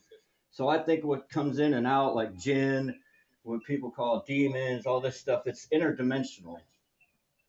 So yeah, I do believe in afterlife. I believe that many people have lived many lives, and some people have come in here purposely for certain stuff within the life that they're currently in. And some are first timers to here and have lived lives on other planets. So, in terms of your, in inverted commas, belief system, do you find it in this moment that you've aligned closest to Christianity, or do you actually, are you quite No. diverse and align with lots of different principles from lots of different Yeah, it's so-called taken. religions? Or, Yeah, it's taken from a lot of different spiritual paths, because religion was a man-made thing to bastardize what is the true spiritual knowledge and beliefs. And separating science and religion was just ridiculous to do. Metaphysics, that physics itself is starting to prove that there's an existence of God. Our telomeres in our DNA were actually like they were cut. Something actually created us. They've proved it through science already. You know. yes? I don't know if I answered the question with that. So to It's like answer the question, no, go ahead, Glenn. Go ahead. no. Each question always brings up another 10 questions. That's the thing. It's just knowing which ones to put on the table right now in a few minutes. But just So to what do you clarify, think, Nez? he's not coming from a strictly Christian point of view. But yeah, go ahead. Just to clarify for some people who might be watching. Okay. Yeah, I was raised Christian, but I don't claim no religion now. Yeah, I was raised Christian until I turfed it at 11 years of age because it didn't make any sense. Yeah, see, when I was young, I started going to different churches, and then that's what set me on my thing. I mean, literally, I did like LSD and a couple different things, trying to go into different realms, whatever, pray in different churches, because I kept seeing inconsistencies. And then, all this happened. And I was like, oh, okay. So, but, I don't want to step on anybody's views of reality, but I've chased back a lot of these stories to way farther back than the Bible.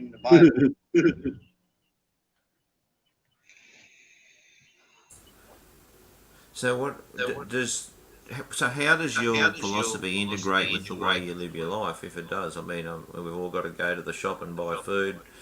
We've all got to get in the car at some point or whatever. Maybe you have a car. I don't know. Maybe you don't. Well, I go with my neighbors about once a month to town.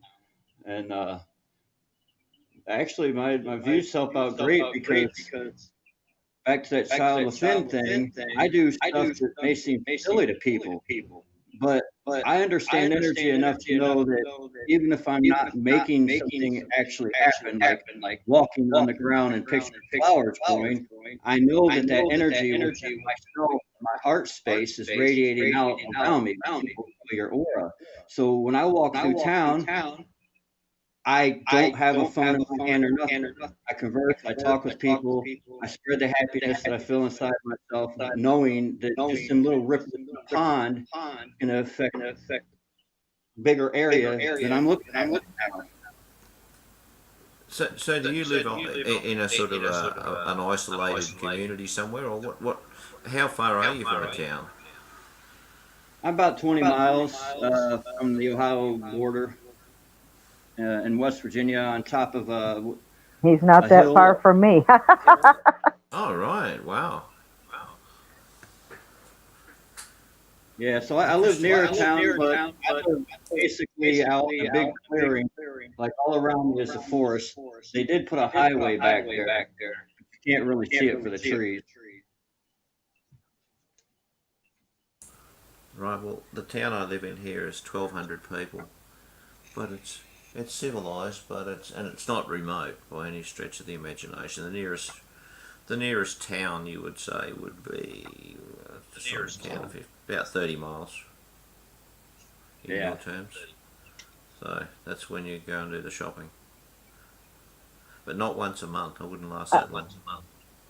I've got another comment and question whenever you're ready, Please. Glenn. For Dana. Dana, I know that we have two different points of view and perspective. I'm coming from a Christian point of view, and Scripture tells us that it's not about reincarnation, that man's appointed once to die and then judgment. So aside that difference, at least you and I can agree on certain things like frequency, where, for an example, God speaking everything into creation. That's very much frequency. God's voice was frequency. That's something we can agree on. We can also agree on. Hold on, Dana. We can also agree on spiritual beings. There certainly are spiritual beings, and I consider spiritual beings interdimensional. I believe the spiritual realm to be very real, but that's on a different level of existence than our own physical uh, realm that we live in our physical bodies. So I think we agree on that as well.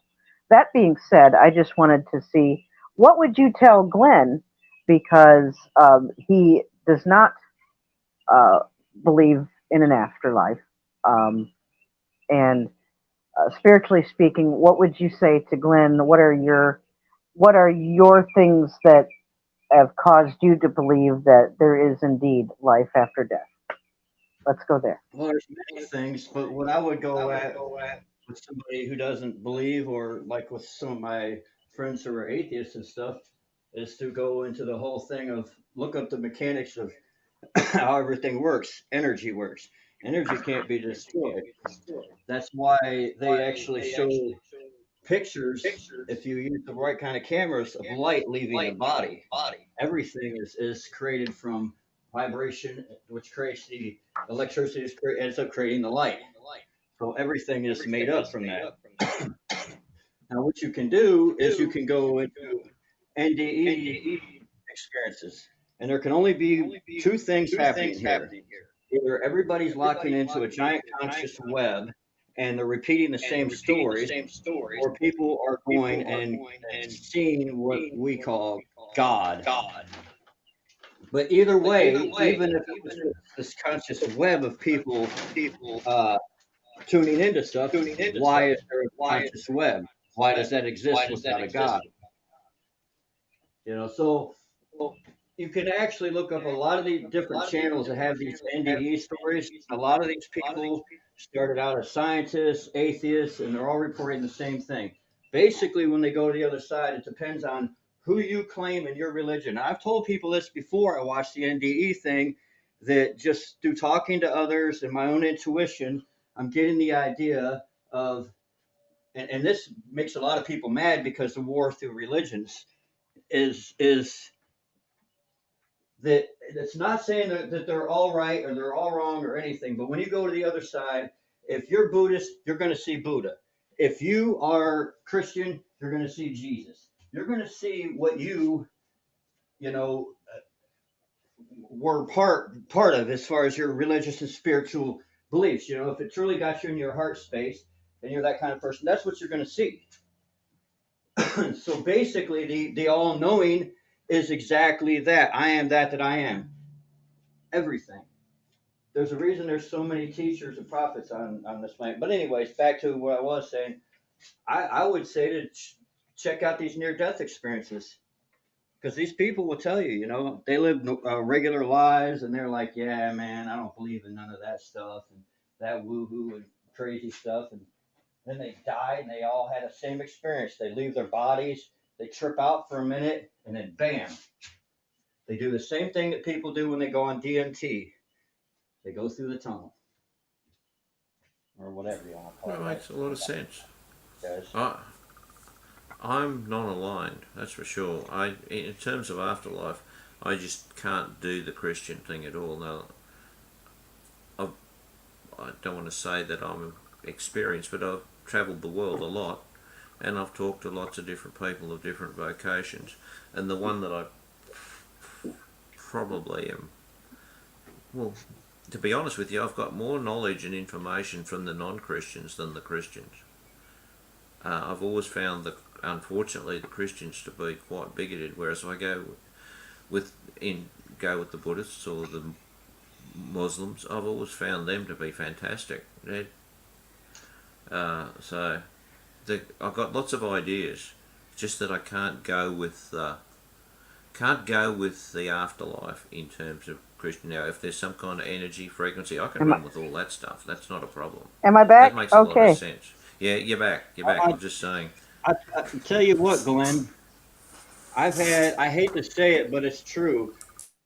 I converse with people of all different, nationalities and religious beliefs, and the biggest problems I've had has been out of Christian people who don't know who I am, and and a lot of different groups, man.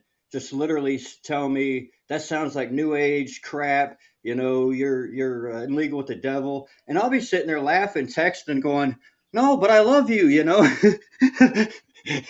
But it's really interesting because I keep saying to myself that one of the big things they're taught Christianity is non-judgment, but a lot of the people that's giving me shit and judge me, I mean literally judge me, not just use perception to help themselves get through life, but literally judge my being, have been from that, perspective of thinking. I agree with you 100%. It's quite sad. That's what I found too. Is that the ones who were prepared to voice judgment tended to be the Christians. And I mean, I know that the Nez and Crips and Jen don't align with religion per se, but it's sad to hear that stuff. The bigotry that seems to come out of some people's mouth. But I've never had that issue with so many others. I just don't. It's very difficult to understand and comprehend in my mind why that the others can be so open, but yet when you get with the Christians, they want to be on takedown mode, like they have to take you out of the picture in order to justify their own. Well, the others don't do that. Well, not that I've experienced for sure. Nez, what do you think? Is she there? Can you hear me? Yeah. Yeah. Okay, yeah, it was glitching out quite a bit. Sorry about that. Thought I might have been getting booted again. Did So you hear the yeah, last comment? I Oh, didn't okay. hear. I mean, I understand that a lot, even within the church, even within Christianity, there's a lot of complaint about hypocrisy and people not loving their neighbor as we're commanded to. Um, and it's a sad state of affairs. Scripture even points to treating other people kindly because you don't know, you might be entertaining angels unaware. And Scripture also points out that however you treat the least of these people, of your fellow man, uh, you're doing the same thing unto the Lord.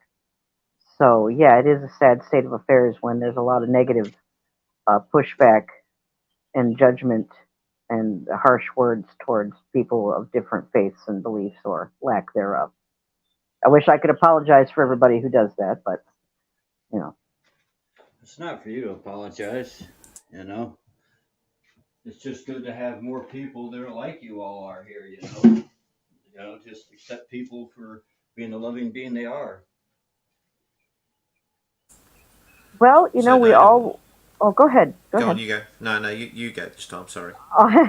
We all walk our own spiritual path. I think it's important to acknowledge that we are mind, body, and spiritual beings. You can deny it if you want, but look into it and you'll find that's very, very true. What you do with those things are entirely up to you.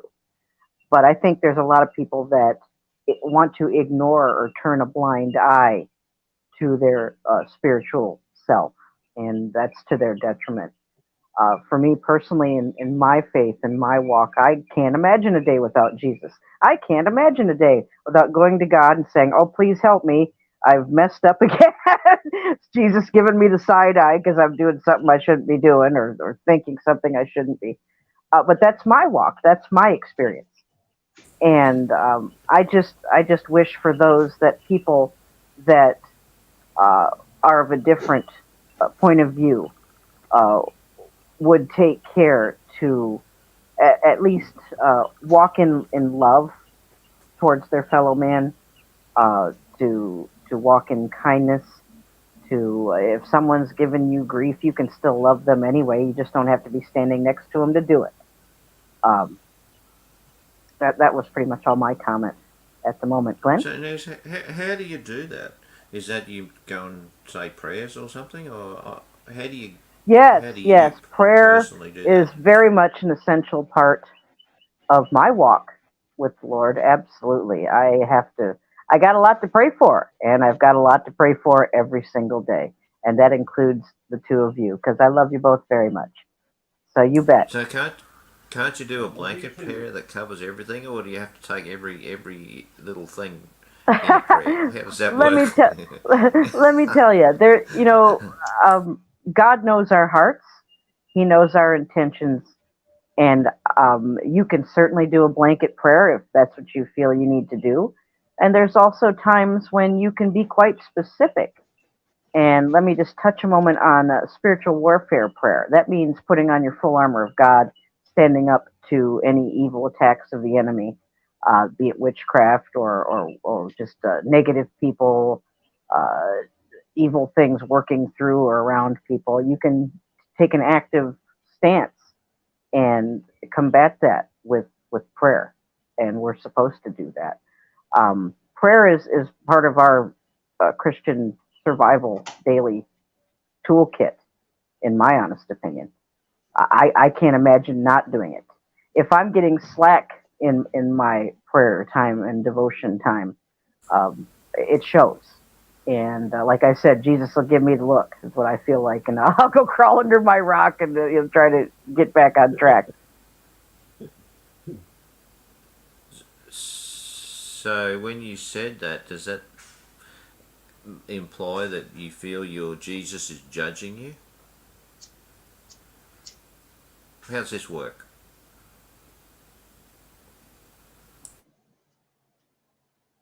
Whoops, Nez has gone silent. Dana, Into another what instrument dimension. do you play?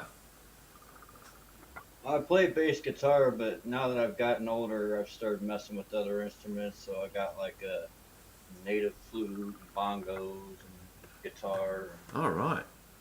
I'd like to get a bunch So more you're stuff, still but actively doing music, like as a musician? as a hobby in my living room. I Huh, okay.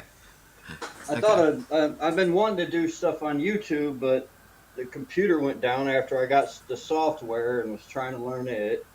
So basically, all I've done is like what would be the equivalent of like karaoke on YouTube. There's some stuff I did where I've sung other people's songs. So I sing and play bass. Right. So Music is. how do you oh Oh, I'm sorry. go Go on, ahead. Nez. There she is. No, that's all right. I was just going to ask Dana. Well, how does he pay for his food? Unless he grows it himself. That's possible. I'm on SSI because I was still working, and then I had to start going to the doctors and realized that I had all kind of crap going on with my bones and stuff because of childhood infection. So they put me on SSI. But even then, at $200, I think I got about 3 meal ideas last month. So basically, I'm eating a lot of stir fry and fish.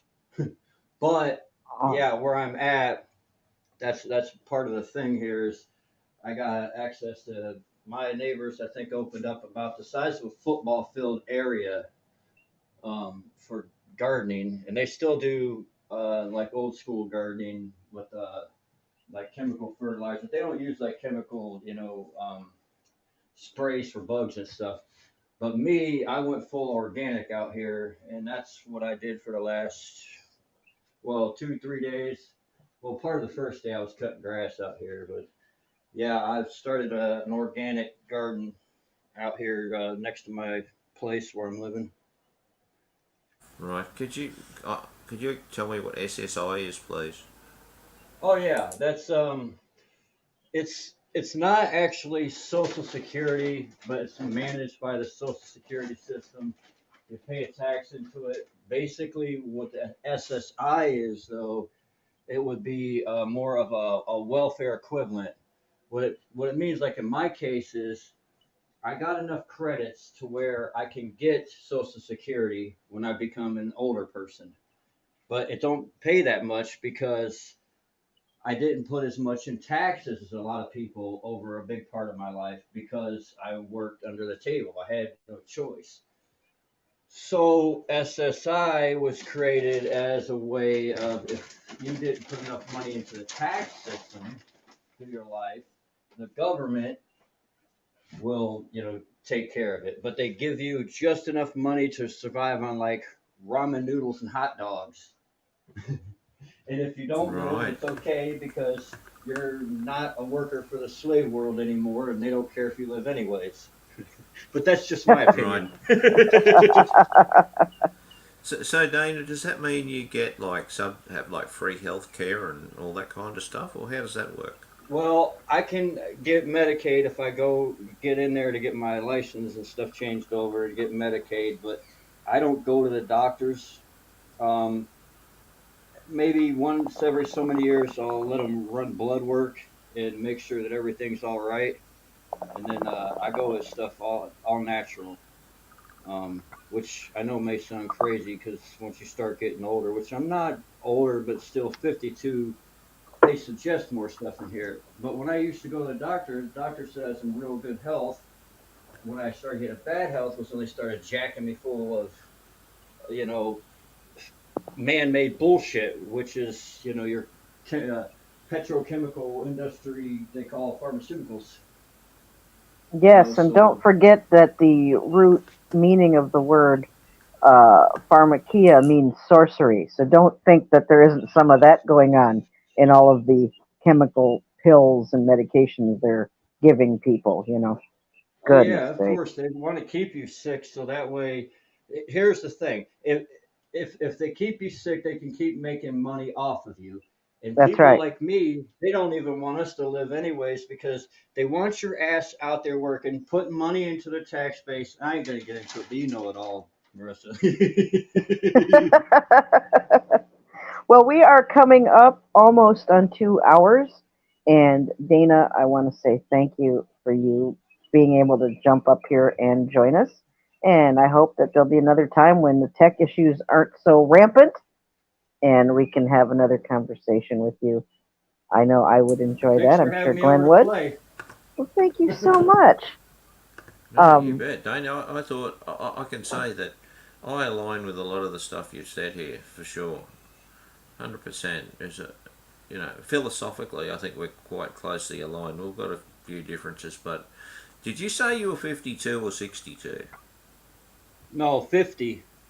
Oh man, you're Same so age young. as You're talking. Oh, well, I ain't gonna say, but he's you're my talking age, about. Glenn. He's talking like he's so old. He's gonna fall off the wall. But he's young. He's he's yeah, so old. I'm, 52. I'm, Get I'm. real, man. Actually, here's the thing: the only issues I have is my bones. It's ridiculous because I can still outwork younger kids. I'm not old. I mean, I'm like I'm about 160 pounds, is 6 foot tall, and ridiculously low body fat, and tone. If it wasn't for my bones, dude, I would still be out working my ass off because I do it out here in the garden until my knees start hurting from crawling around and shit. But yeah, Okay, I ain't well, nowhere near old. we've only got a 2 hour window and we're just about there. All righty, Um, good As night. we Thank you, Yeah, Dana, thank you so for much, joining us. Dana. Brilliant. Love to Really, you all. I, really learned a lot. I love you too, Dana. Thank you. I Yeah, think you know good how on. to leave the stream, Dana. You know how to do that. So, Yeah. all right, cool. All right, Now Glenn, we I'll survived just. our solo show. How about We that? did. Uh, Survived it, but I was starting to fall off the perch myself. Yeah, me too. When I got kicked off the perch, my goodness sakes. Glenn, if you have I'll any just. closing thoughts, closing statements, comments, please make them and say goodnight to the people. Yeah. Obviously, it's. I don't know whether people didn't show up because we're. There have I'm the been a most few in and boring out. I'm the most boring person on earth, but that's all right. I can accept that. Oh goodness. But I realise it's Mother's Day and Americans go for that kind of stuff. So I shall say good night. Thanks for coming. I really appreciated Dana coming. I learned a lot and a very interesting guy, for sure. Nice to And he's so get to. young. He's my age. Yeah, I'm just a few months younger than him. Oh, there you go. See, all you 50-year-olds, you think I'll you're be old. 52 in Wait till you. October. And I'll get my Yeah, violin out and play it for you. you'll have to come to my birthday party. We'll see if we can't get Dana to play some music. I'm going to do another musical birthday stream. All right, well, I'm going to Sounds wrap all it right. up. Yep. Thank you, You do everybody, it. for coming and checking us out. Thank you for those. If you have a mind to, please share the stream out on your social media if you're so inclined. And God willing, we'll all be back together, the Fab Four of TSL, come next Sunday at 8 p.m. Eastern Standard Time. And we can't wait to be all back together up here on panel, having more fun with our discussions. And I think, Glenn, aren't you coming up with the write up for next weekend? Isn't that, are you in the works for that? I'll do my best. All right, woo! All right, Crips, if you're listening, I'm going to wrap it up. Thank you, everybody, for coming. Have a blessed week. And God willing, we'll see you next Sunday, right here on True Story Live. God bless and good evening.